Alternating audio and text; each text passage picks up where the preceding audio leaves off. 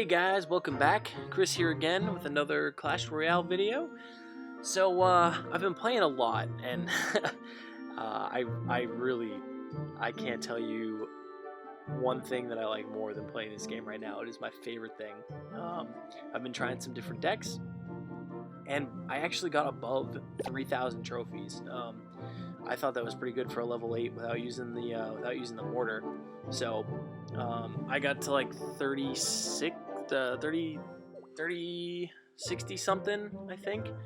And then I lost a bunch because I was trying some new decks, and yeah, I don't know. I just like I said, I just like playing. So I'm going to show you today a couple of really good games that I had today against level 10 players. I'm still a level 8, and my cards really aren't that strong, as you can see from my deck here. NFL Mobile, the draft is going on tonight, and yeah, so I got the little update there.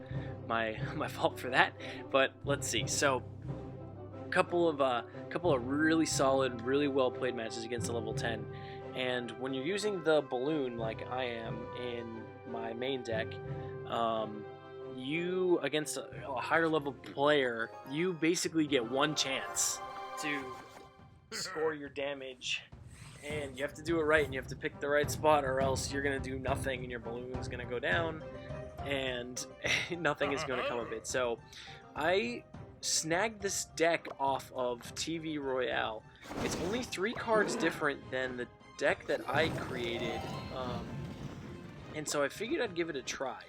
I'm not sure I like it that much because it's really specific in how you need to use every single one of the cards, and I found myself losing a lot with it. But the person that uses it is in 7th place in the world, and they're only a level 11, so there's got to be something to it. So I keep trying, I keep experimenting with it. There you can see my opponent here in this match has a mirror, and he mirrors his mini P.E.K.K.A. and sends in a dragon at me, but luckily I was able to counter that and get off some good damage with a little counter push with my balloon and Valkyrie.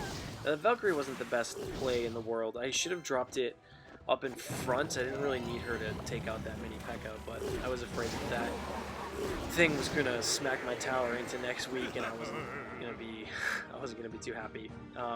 But yeah, so what's going on here? His left tower is down, basically. This deck has a rocket in it, so at any point in time I could take that tower down, right? But what happens when you take one of your opponent's towers down? What changes about the map? Besides you get to spawn cards on your opponent's side of the map, the king gets all pissed off and takes out his little cannon and starts shooting it at your troops. So because I have the rocket on the left hand side there, that tower is basically mine whenever I want it. So I am going to mount a little attack on the right while his king and his cannon still can't shoot at me. So he dropped a bunch of elixir there. I take this opportunity to go in with the balloon on the right and freeze. So if the king had his little cannon out, I wouldn't have been able to freeze the king tower, the crown tower, and that dragon all at the same time. But because I've decided that I'm going to try and attack the right before his king gets all pissed off and takes out his cannon, I was able to get a huge chunk of damage on that right-hand tower. Now, both of his towers are at 203. Now, one of my towers is down, yes, but I basically have a choice of towers to take out to continue the game. So I decide now is a good time, after he dropped a bunch of elixir, to drop that rocket. Now, you don't want to drop the rocket too soon, because it is expensive and it leaves you open to a big counterattack. So I decided there to take out the left-hand tower, drop off my stuff. Now he drops 2 hog riders. I drop off the tombstone to distract one of them. I froze the other one, and the tombstone with the little skeletons and the Valkyrie are able to take out that double hog push, and I am able to, oh no, wow, just kidding. He takes out my tower with a poison spell. So this game, on it goes. I don't actually win there, but my balloon and Valkyrie are now pushing to his crown tower, and his prince and mini P.E.K.K.A are pushing towards mine. So he freezes my he freezes my side, so my tower's not shooting at him. I counter freeze on his tower.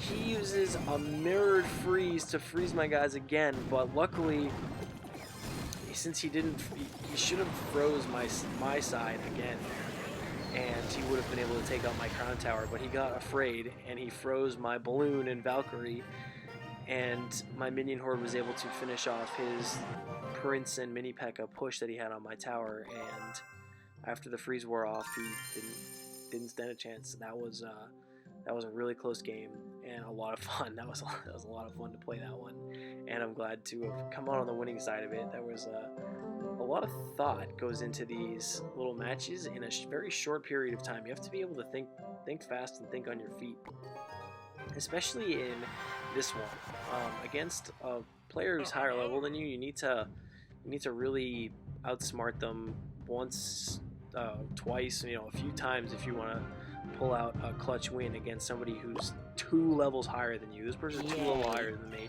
with a level 2 princess, and my arrows, by the way, are not strong enough to take out a level 2 princess, so right here, I'm already like, wow, great, I'm going to lose.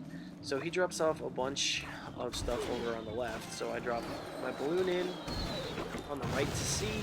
I really wasn't, I didn't make that a big push. I just wanted to see what he was going to do against my balloon.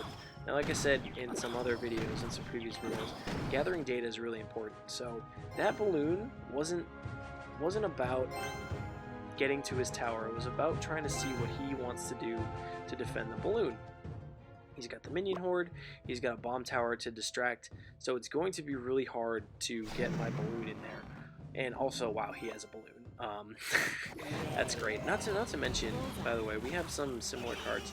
His cards outrank mine like 2 or 3 to 1. It's ridiculous. That bomb tower is level 8.